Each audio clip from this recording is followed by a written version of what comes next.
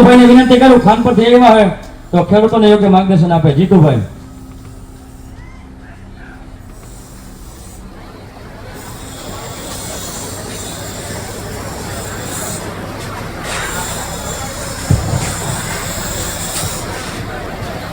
જય જવાન, જય જવાન.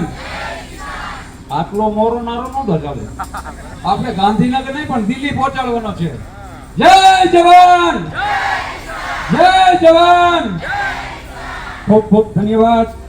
આ નારો ક્યાંથી નીકળે એની એક તમને ટૂંકી માહિતી આપું કે કોઈ પણ પુરુષ આપણા આ યુગમાં ઘણા પણ પુરુષો થઈ ગયા, એની જનેતા પહેલા જોવી પડે.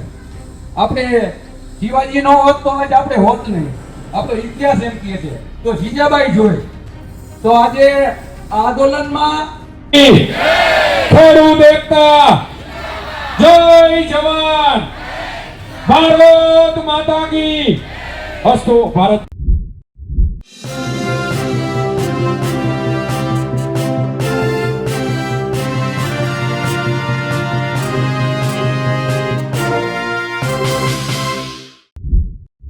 દિલ્હીના જંતર મંતરમાં આંદોલન ચાલી રહ્યું છે. ગુજરાતમાં પણ જેનજી રસ્તા પર છે. પણ ક્યાંક તમે ખેડૂતોનું આંદોલન તો નથી ભૂલી ગયા ને? મોરબીના જેતપરમાં હજુ પણ સત્યાગ્રહ છાવણી ચાલુ છે.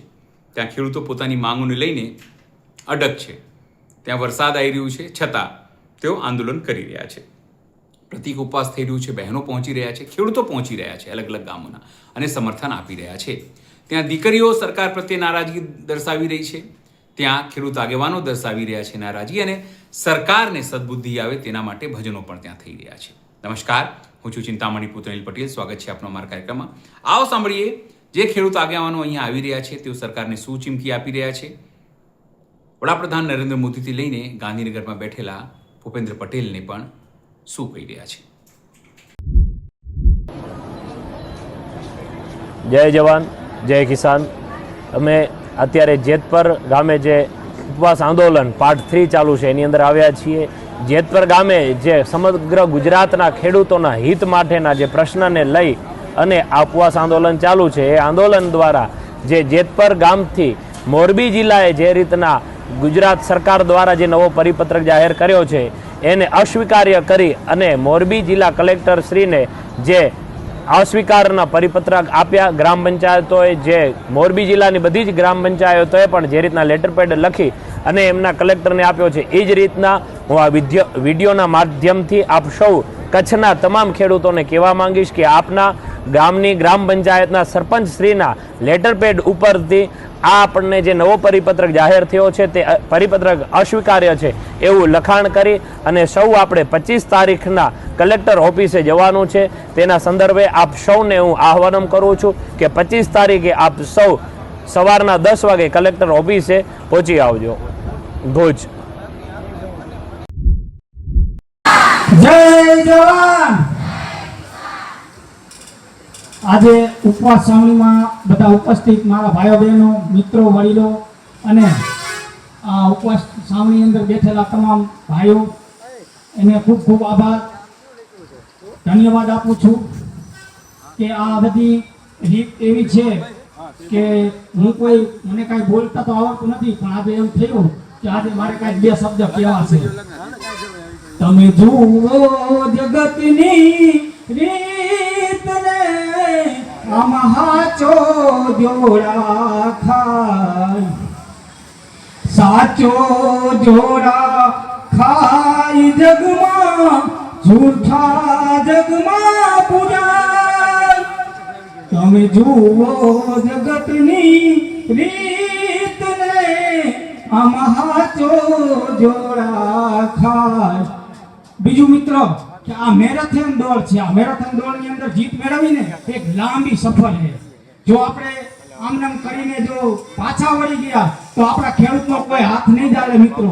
બસ બીજું કાંઈ વધારે કહેવા નથી માંગતો, પણ આવી એકતા જ્યાં સુધી જળવાય ને ત્યાં લગી પૂરેપૂરો બધાય સાથ સહકાર આપજો.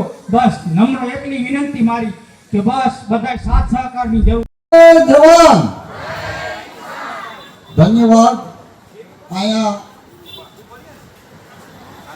અહીં ઉપવાસમાં બેઠેલા મારા સાથે મારા સાથી ખેડૂત મિત્રો અને બહેનો તેમજ અન્ય ગામથી પધારેલા ખેડૂત મિત્રો બહેનો અને આ જેતપર ગામ, જોકે બીજા ગામનું તો પછી નામ લેવું પડે, પણ ધન્યવાદ આ જેતપર ગામને આપવું પડે કે આજે 1 મહિનો થયો ત્યાંના યુવાનો ખડે પગે રહી અને આજ તો આપણે આ કદાચ ઓછી સંખ્યા છે પણ આ ચોકની અંદર ક્યાંય પગ ન દેવાય અને એનું સંચાલન કરે છે.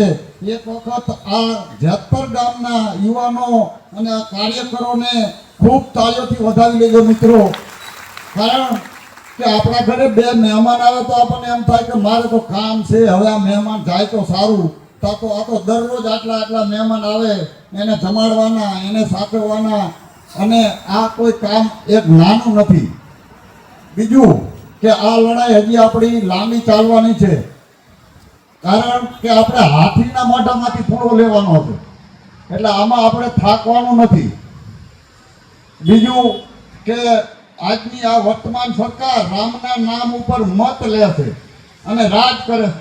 સવારે ધૂન ચાલતી હતી, આપણે રામના નામ આપણે લેવાના છે, રામના નામ ઉપર મત લેશે, રામના નામ ઉપર આપણે આ જીત કરવાની છે. એટલે હવે આગળ ઉપર જોઈ કે રામના નામમાં આપણી જીત થાય છે કે એની. આપણે હારવાનું નથી, આપણી જીત નિશ્ચિત છે મિત્રો, બરોબર.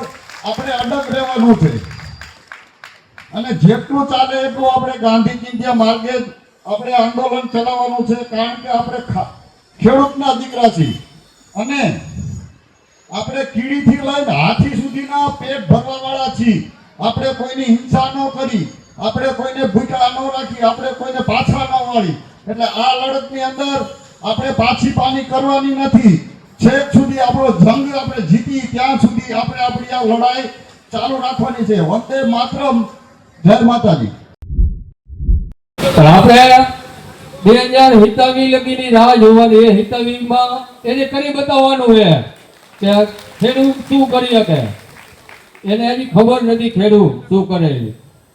બસ બીજું તો વધારે કાંઈ મારે કહેવું નથી. મારી વાણીને વિરામ આપું છે. ખેડૂતો માટે છે. જો ખાનપણ ગામના ખેડૂતો આવે તો બીજા ગામના કેમ મોટી સંખ્યામાં આવી શકે નહીં. આ એક યુદ્ધ ખેડૂતો પૂરતું છે, પરંતુ ગુજરાતના તમામ ખેડૂતોએ આ યોજનામાં જોડાવવું જોઈએ. કારણ કે જો જેતપરના ખેડૂતોએ આ યુદ્ધ કર્યું તો તેમના ખેતરમાં થાંભલા આવે તો એ યુદ્ધ ન કરે તો બીજી વાર બીજાના ખેતરમાંથી પણ આ લાઈન નીકળી શકે છે. માટે દરેક વ્યક્તિએ પોતાની ક્ષમતા પ્રમાણે આગળ વધવું જોઈએ અને કહેવું જોઈએ કે અમે અમારો હકને જીતીથી તમારી પાસે કોઈ ભીખ માંગતા નથી. અદાણીને પોતાની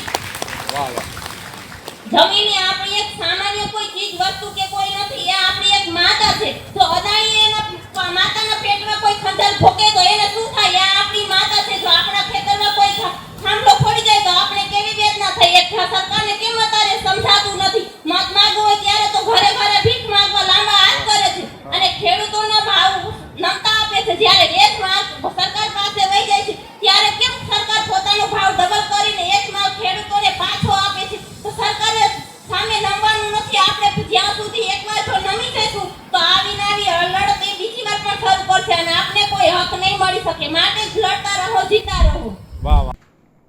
જે રીતે ખેડૂતોનું આંદોલન હજુ પણ ચાલી રહ્યું છે તેને લઈને આપ શું વિચારો છો જરૂરથી કોમેન્ટ બોક્સમાં કોમેન્ટ કરજો. એ સિવાય અમારી યુટ્યુબ ચેનલ લાઈક કરો, સબસ્ક્રાઇબ કરો, બેલ આઇકન દબાવો. સાથે અમારા નવા ઇન્સ્ટા પેજ અને ફેસબુક પેજને પણ તમે લાઈક કરો, શેર કરો અને ફોલો કરો. અત્યાર માટે બસ આટલું જ. નમસ્કાર.